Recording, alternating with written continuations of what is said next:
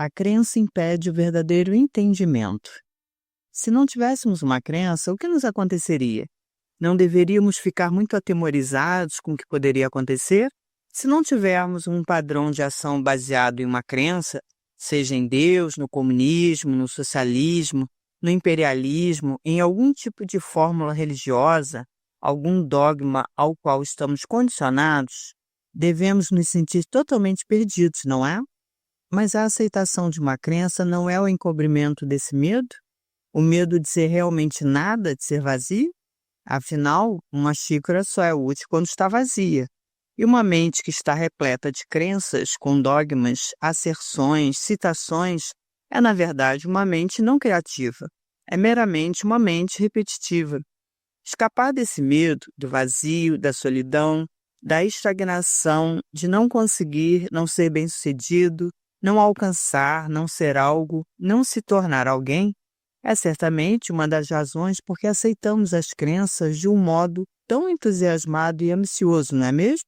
Mas será que por meio da aceitação da crença entendemos a nós mesmos? Ao contrário, uma crença religiosa ou política obviamente impede o entendimento de nós mesmos. Ela atua como uma tela através da qual olhamos para nós mesmos. Mas será que conseguimos olhar para nós mesmos sem crenças? Se as removermos, as muitas crenças que temos, restará alguma coisa para olharmos? Se não tivermos crenças com as quais a mente se identifica, então a mente, sem identificação, será capaz de olhar para si mesma como ela é, e certamente será o início do entendimento de si mesmo. Jiddu Krishnamurti, O Livro da Vida. Observação direta. Por que as ideias se enraizam em nossas mentes? Por que os fatos não se tornam vitais, e sim as ideias? Por que as teorias, as ideias, tornam-se tão importantes mais que o fato? Será que por não conseguirmos entender o fato, não temos capacidade para isso? Ou será porque tememos enfrentar o fato? Por conseguinte, as ideias, as especulações, as teorias são um meio de escapar do fato. Você pode fugir, fazer todo tipo de coisa. Os fatos estão aí. O fato de que você está zangado, é ansioso, é exageradamente ligado ao sexo e tantas outras coisas. Você pode dissimulá-las, transmutá-las, que é outra forma de dissimulação. Controlá-las, mas elas estarão todas dissimuladas, controladas e disciplinadas com ideias. As ideias não enfraquecem nossa energia? Não entorpecem a mente? Você pode ser engenhoso na especulação, nas citações, mas é obviamente uma mente entorpecida que cita, que leu muito e cita. Você remove o conflito do oposto de um só golpe se convive com o fato, e assim libera a energia para enfrentar o fato. Para a maioria de nós, a contradição é um campo extraordinário no qual a mente é aprisionada. Eu quero fazer isso, mas faço algo inteiramente diferente. Contudo, se enfrento o fato de querer fazer isso, não há contradição. Desse modo, de um só golpe, elimino todo o sentido do oposto, e minha mente então se torna completamente interessada no que existe e com o entendimento do que existe. Jiddu Krishnamurti, O Livro da Vida.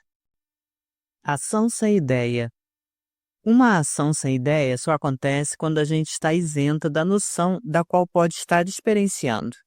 As ideias não são a verdade, e a verdade é algo que deve ser experienciado diretamente, a cada momento. Não é uma experiência que você quer, é apenas sensação. Só quando se pode ir além do acúmulo de ideias, além do eu, da mente, que tem uma continuidade parcial ou completa, quando o pensamento está completamente silencioso, há um estado de experimentação. Então se saberá qual é a verdade. Jiddu Krishnamurti, O Livro da Vida. A ação sem o processo do pensamento. O que se entende por ideia? Certamente, a ideia é o processo do pensamento, não é? A ideia é um processo de implementação do pensamento. E o pensamento é sempre uma reação do consciente ou do inconsciente.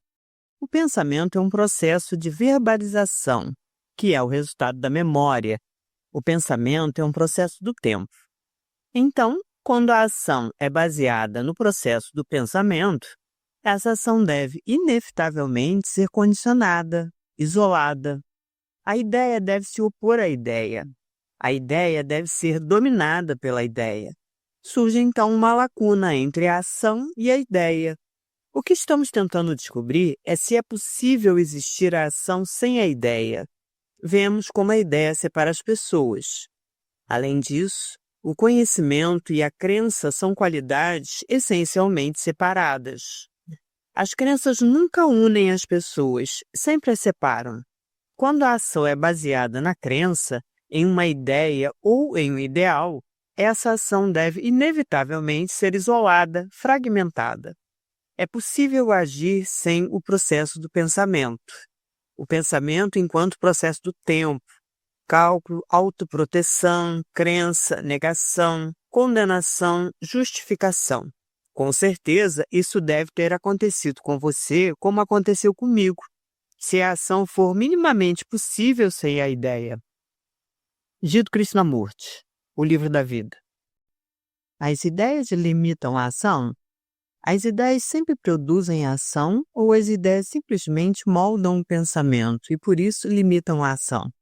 Quando a ação é impelida pela ideia, ela nunca pode liberar o homem. É extraordinariamente importante entendermos esse ponto. Se uma ideia molda a ação nunca pode produzir a solução para os nossos infortúnios, porque, antes de ser posta em ação, temos de descobrir como se produziu a ideia. Jiddu Krishnamurti, O Livro da Vida.